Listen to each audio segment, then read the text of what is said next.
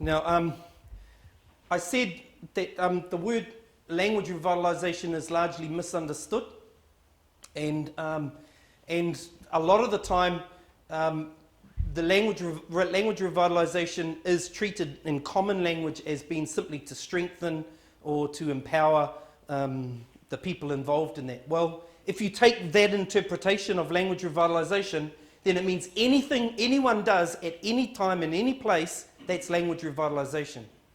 Which means, ultimately, if you provide language to the whole country but you don't get it going in families and communities, then kei te pai, you've fulfilled the expectations around language revitalisation.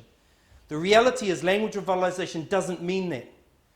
Its original meaning was in 1968 by Stewart in a book edited by Joshua Fishman, and that is the use of a linguistic system which is a language, a form of language, a dialect, a regional form of variation maybe, by an unisolated community of native speakers. Now, some of you today spoke about the goal is to have your children or your children's children as native speakers. Now, for many people, they say, well, the day of native speakers is gone out the window. We're not going to ever have native speakers ever again. Well, the reality is if we take that approach, then we're never really going to drive for a point at which our tamariki. I take the view that if a child is raised in Māori, even if they have some hapa, those things will be sorted out as they learn and develop their language, just as we do with English. How many of our children learn English and have a whole lot of mistakes in our English? And then when we go to school or we start to study grammar, we start to fix up some of those mistakes maybe because we want to talk more precisely. Ne? That's not too much different to our reo. So rather than waiting until you've got enough language so that the language of your children is perfect so that suddenly they can be native speakers, the key focus is that language, Māori language, is their first language. Their Māori language is the language they feel most comfortable in, particularly from the beginning. And as Te Ruro made the point, ka puta ki waho, ka rongo i te reo Pākehā, ka rehe a wanga mo te taunga o te reo Pākehā ki roto i te tangata. There is no, as far as I've seen, there is no danger that children won't be able to gain access to English language. Which has been a barrier for many decades, and fear-mongering, that if you speak Māori only, you are depriving your child of English. Well, that fallacy has been disproven so many times in the past, but we keep on going back to it, or many of our communities keep going back to it. It's that fear. So the point that Stewart is making is that that of all of the language, the otherwise endangered language or minority languages around the world, this is his analysis, of all of the minority languages that are doing well, this is one of the main features, characteristics of those languages, and that is they are able to maintain their communities of native speakers even though they are in another environment where another language is dominant, such as the Basque language. You know where the Basque or Catalan, so Spanish is Spanish, Portuguese, all those languages through those areas, that is the language of dominance, the language of government, but they are able to maintain that language in their area, and their language is doing strong because they maintain communities of native speakers. They have an expectation that their children will be raised in their language. Which brings me to a point. Quite often it's asked, what are the key characteristics of what is an endangered language? One of the misunderstandings is that one of the key factors of an endangered language is not having enough speakers. That's completely wrong.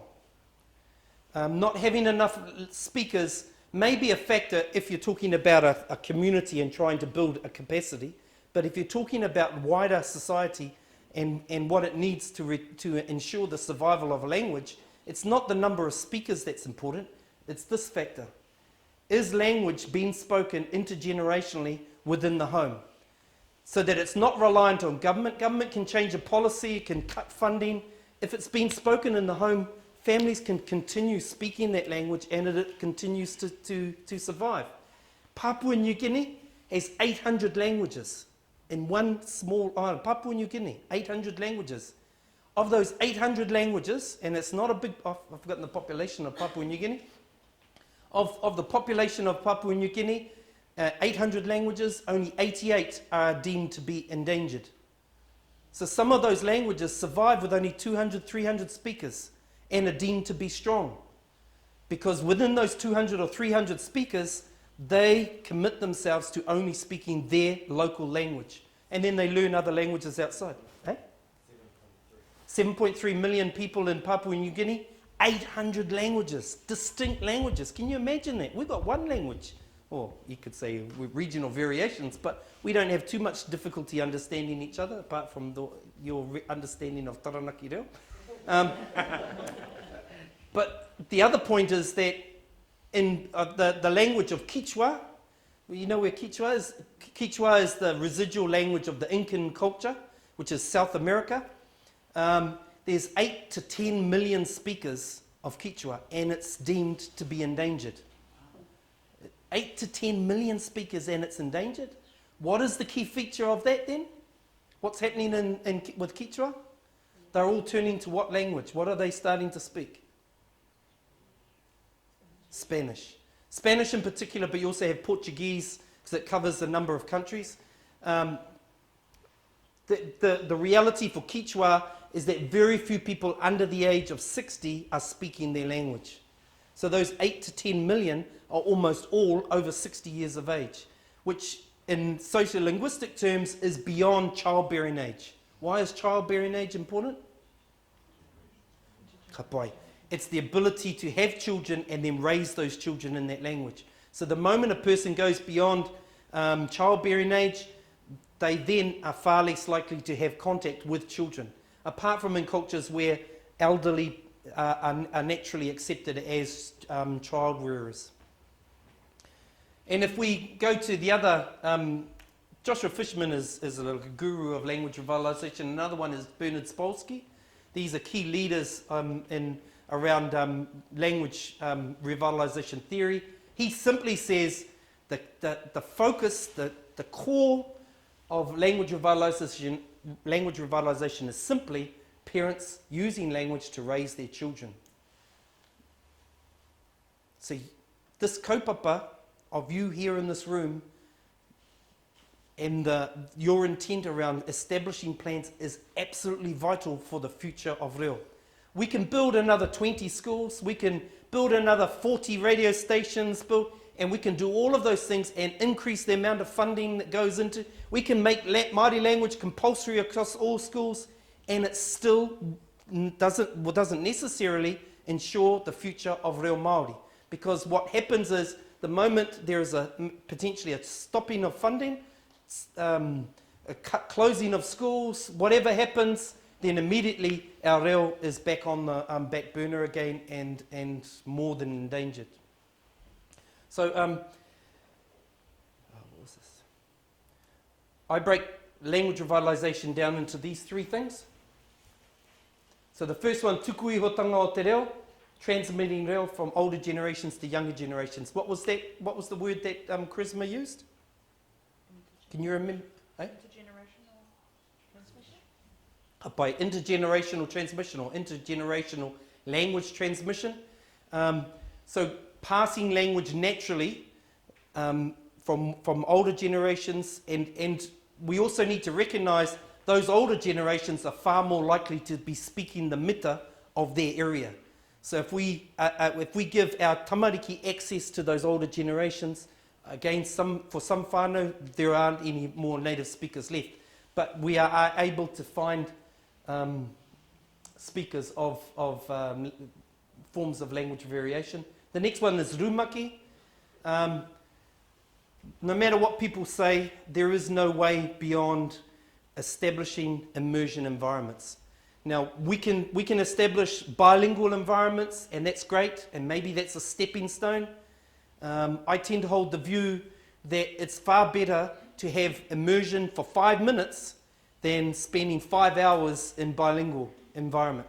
Now, the reason why, and I'm not putting down bilingual education or bilingual environments, I'm just saying that the moment we start being in immersion and forcing ourselves to speak Māori, then it's natural for people to want to extend that from 5 minutes to 10 minutes to further context, and we gradually create these domains of immersion in our community. So I'm not saying don't use bilingual if that is the only thing that's available to you, but I'm saying a key goal has got to be striving for finding or creating immersion environments. And then the last one is strongly linked to your secure cultural identity. That's a very difficult one.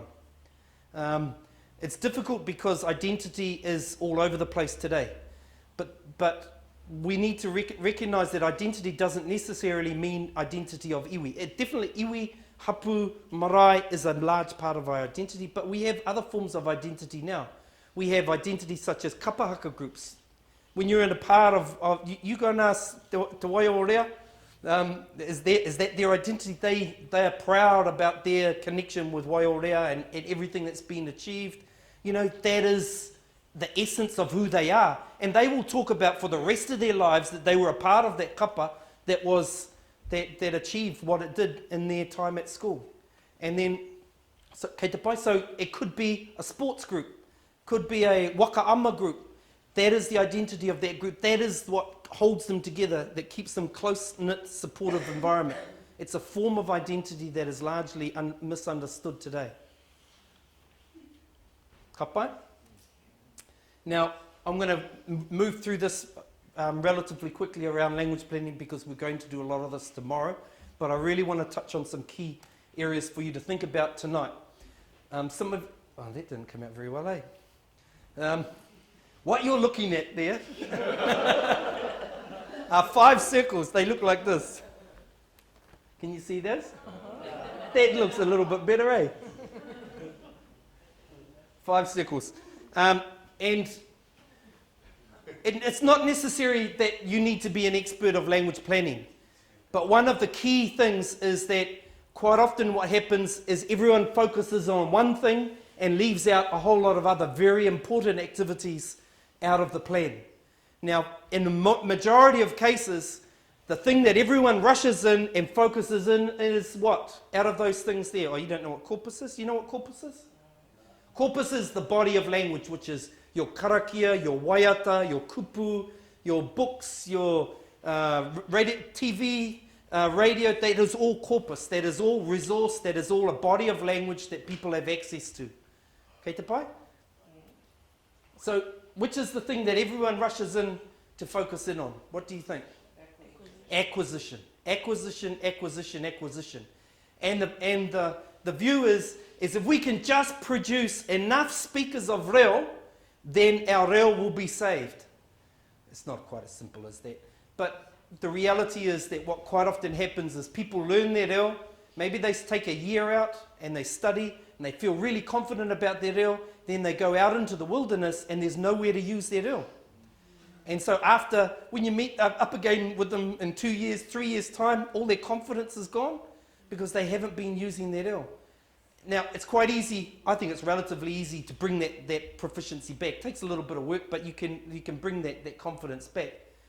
But the reality is, reo Māori will not be saved by simply producing more and more speakers and then putting them out into the wilderness and they don't have opportunities for using their reo. The key factor in this, the circle that you can't see that's in the middle, is the one that sits over all of those things, is use. Use is important because it builds acquisition. When you're using reo, you're strengthening your reo. Use is important because you're asserting the status of your reo by continuing to speak your reo. It's important for critical awareness because you need to have plans and strategies as to how you're going to continue to use the reo when you're faced with problems. And corpus, well, you need a body of language to use, learning karakia, waiata, whatever, for cultural environments.